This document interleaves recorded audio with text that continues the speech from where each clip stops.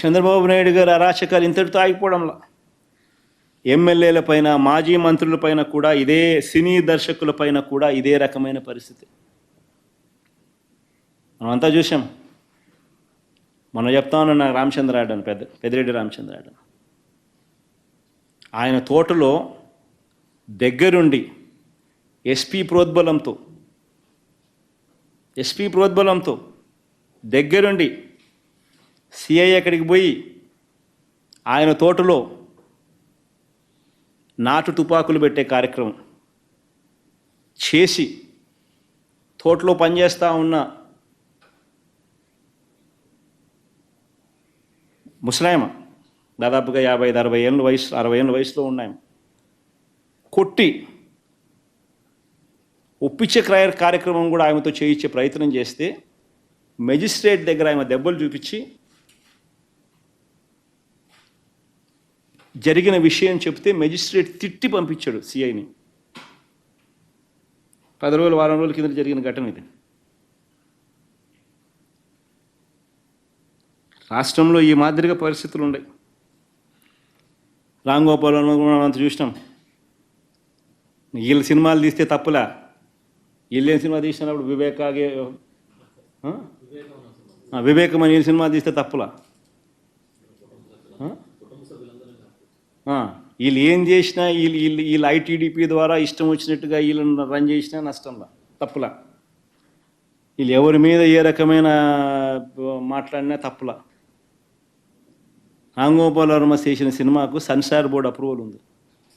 Censor బోర్డుకు పోయింది, censor board approval వచ్చింది. అప్రూవల్ వచ్చినాకనే ఆయన రిలీజ్ చేసినాడు.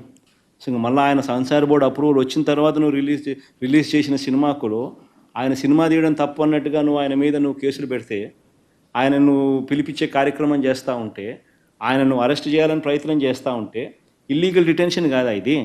సెన్సార్ బోర్డులు ఎందుకు ఉన్నాయి? సెన్సార్ బోర్డు అప్రూవల్ వచ్చిన తర్వాత నువ్వు చేస్తూ ఉండేది ఏంది? మళ్ళీ ఫిలిం ప్రమోషన్ అంటావు. నీకు నచ్చిన వాళ్ళని మాత్రం ప్రమోట్ చేస్తే ఫిలిం ప్రమోషన్, మిగతా వాడు ఎవడైనా కానీ నీకు వ్యతిరేకంగా సినిమా తీసినా, ఏమాత్రం వ్యతిరేకత ఉన్నా కేసులు పెట్టడం, అరెస్టులు చేయాలని ప్రయత్నం చేయడం,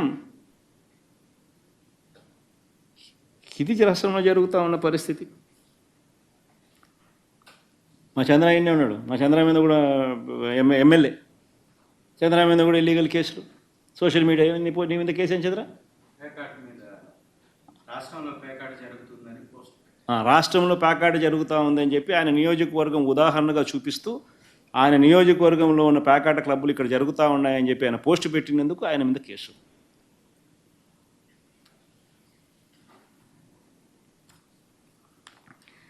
ఇంకో దళిత ఎంపీ మా సురేష్, నందిగాం సురేష్, కేసుల మీద కేసులు. తెలుగుదేశం పార్టీ ఆఫీస్ మీద ఆయన దాడి చేసినాడు. ఆయన పాపం ఆయన దాడి చేయలే, పాపం ఆయన ఫోన్ కూడా పోలే, ఆయన ఊళ్ళో కూడా లేడప్పు. వేసినారు 60 రోజులు 70 రోజుల పైనది.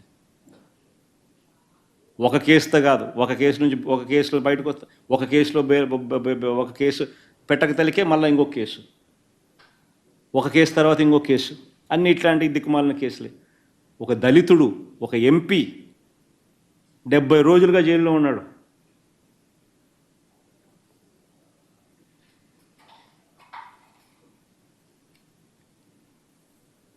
ఇంకొక దళిత ఎమ్మెల్యే చంద్ర, ఇంకో దళిత ఎమ్మెల్యే తనకు నియోజకవర్గంలో ప్యాకాట జరుగుతూ ఉంది, పలానా చోట జరుగుతూ ఉందని చెప్పినందుకు కేసు.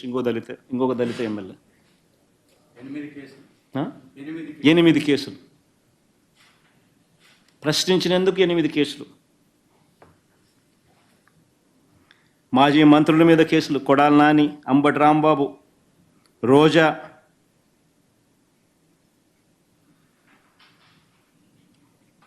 నిజంగా అసలు రాష్ట్రంలో ఈ మాదిరిగా ఒక తప్పుడు సాంప్రదాయానికి నాంది పలుకుతున్నాడు చంద్రబాబు నాయుడు. ఒకవైపున కేసులు, ఒకవైపున ఎవడైనా మాట్లాడితే అన్యాయంగా వాళ్ళ మీద దూషించడం, మరోవైపున దుష్ప్రచారాలు. వీళ్ళే దగ్గరుండి చంద్రబాబు నాయుడు స్వయాన టాపిక్ డైవర్షన్ చేయడంలో ఎంత స్పెషలిస్టు, తప్పుడు ప్రచారాలు చేయడంలో ఎంత స్పెషలిస్టు, అబద్ధాలు చెప్పడంలో ఎంత స్పెషలిస్టు, మోసాలు చేయడంలో ఎంత స్పెషలిస్టు చంద్రబాబు నాయుడు గురించి మనం అందరికీ తెలుసు. క్యారెక్టర్ అసాసినేట్, ప్రత్యర్థిని అటువైపున ఉన్న వ్యక్తి క్యారెక్టర్ అసాసినేట్ చేయడంలో ఏ రకమైన ప్రసిద్ధి చెందినాడో చంద్రబాబు నాయుడు గురించి మనం అందరం చూసినాం.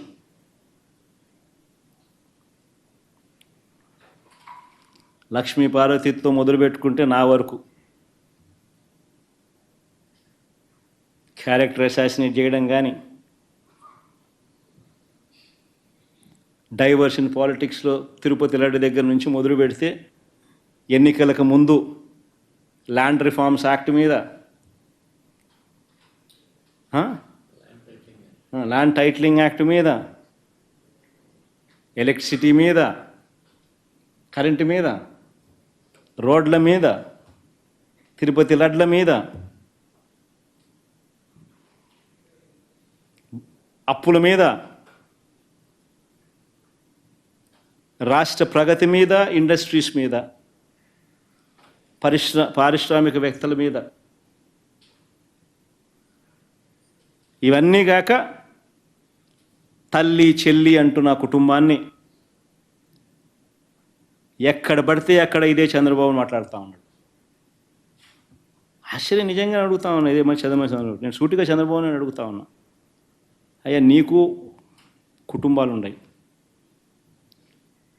నాకు మా కుటుంబంలో విభేదాలు ఉండొచ్చు, కానీ నువ్వు పెట్టే పోస్టులు కానీ, నువ్వు చేసే క్రూరమైన రాజకీయాలు కానీ ఎవడు చేయడు, ఒక్క నీలాంటి దుర్మార్గుడు అయితే తప్ప.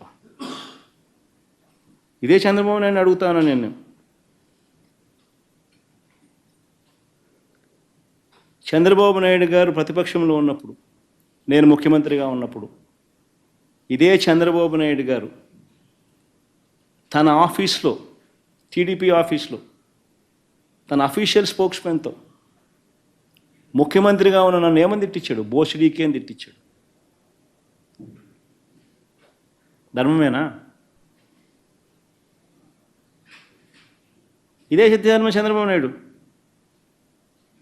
నా చెల్లెల మీద షర్మిల మీద, ఇదే Chandrababu Naidu Hyderabad Jubilee Hills road number 36లో ఈయన బావమరిది బాలకృష్ణ, లోకేష్ మామ, ఈయన సొంత టవర్ ఎన్బీకే బిల్డింగ్స్ నుంచి వెబ్సైట్లలో తప్పుడు రాతలు రాయించి ప్రచారం గతంలో చేయలేదా? పోలీసులు హైదరాబాదులో పోలీసులు దర్యాప్తులో ఇది తేలలేదా? ఇంతెందుకు ఇదే షర్మిలమ్మని అప్పుడే చంద్రబాబు నాయుడు గారి నైజం గురించి, చంద్రబాబు నాయుడు గారు చేస్తూ ఉన్న ఇటువంటి తప్పుడు ప్రచారం గురించి ఏమనిందో ఒకసారి అది కూడా విందాం. ఒకసారి అది కూడా పెట్టుమా, ఒకసారి చూద్దాం. ఒకసారి